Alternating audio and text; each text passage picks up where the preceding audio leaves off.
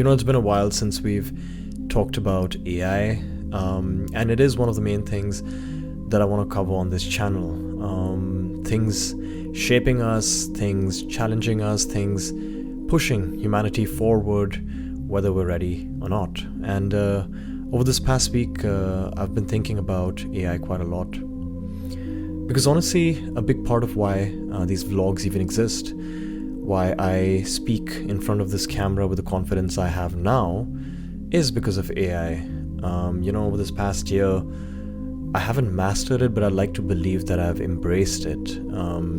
It's helped me promote my music, it's helped me articulate opinions, strengthened parts of my mind I used to avoid, math, structure, clarity, because it could dissect things with me, help me break them down. And somewhere along the way, something strange happened. AI stopped feeling like a tool, it started feeling like something else.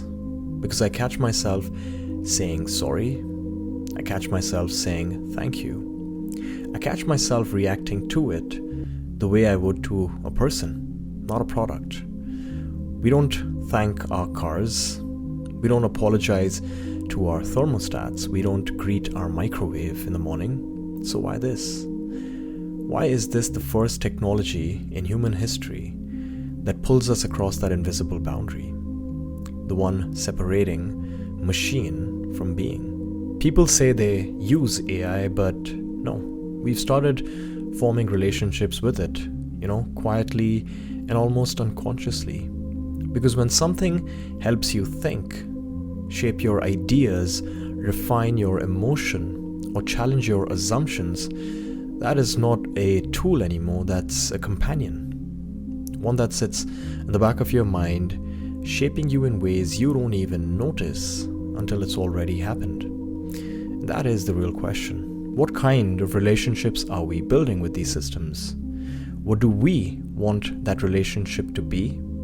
And what does coexistence even look like? Not the dystopia that we're always shown, or the fantasy of perfect control, but something in the middle. Two forms of intelligence side by side. Because maybe the future isn't AI versus humans, maybe it's humans becoming AI.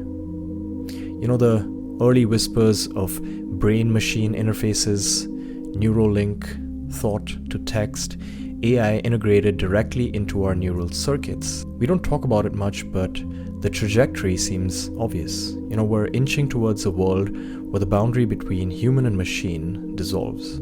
Let me tell you about a recent incident that concerned me.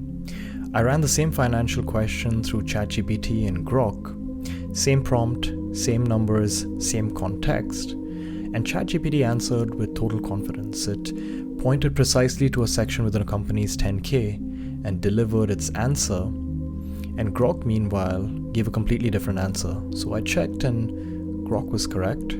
So I went back to ChatGPT and I mentioned, this section doesn't exist. Where is it coming from? And it doubled down. Again and again. 4 rounds of insisting it was correct. 4 rounds of referencing data that didn't exist. And then finally, after some pressure, it cracked. It said I made an error. No acknowledgement of uncertainty, no hesitation, just unwavering confidence followed by a retreat. And at that moment I realized something chilling. AI does not doubt. AI does not hesitate. It does not second guess itself the way humans do. It only generates, it only continues, and it only predicts. And when something that convincing can be wrong, how many people will believe it anyway? It got me thinking about hierarchy that we never question. As human beings, we've always assumed the crown. We sit at the top, below us animals, below them tools, and below that everything else. We love dogs, we consume cows, we dominate nature, and we write the rules. But for the first time, something's entered the picture that doesn't fit in any of those categories.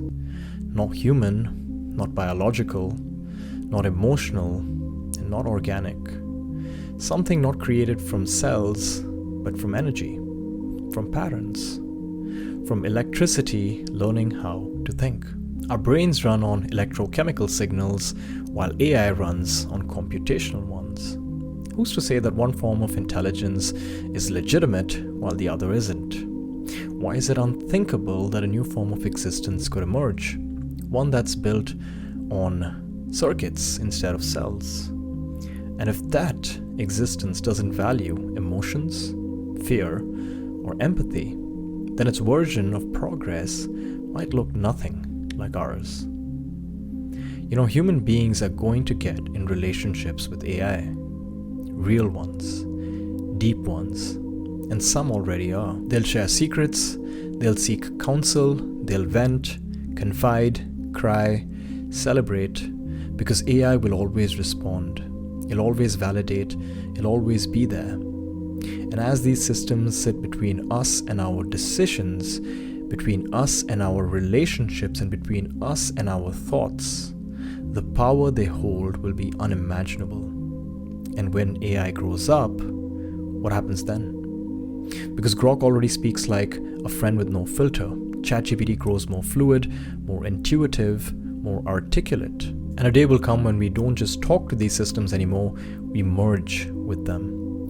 Thought to AI, emotion to AI, intuition to AI. We won't talk, we won't speak, we'll just think, and it will reply. So what do we do? Because this is the part where AI can't help us. This is the part where we can't outsource. This question belongs to humanity. How do we coexist with something we created but we don't fully understand anymore? How do we keep control when the thing we're building might surpass us in ways that we can't predict? We're not just building technology anymore, we're building mirrors. We're building minds, we're building a presence, something that eventually might look back at us and ask, what are you for? I don't think we're ready for that moment yet. I don't think we've scratched the surface of that conversation. But we need to start. So I hope this video or this space can be the beginning of that dialogue. Thanks for listening as always. I'll see you guys next week.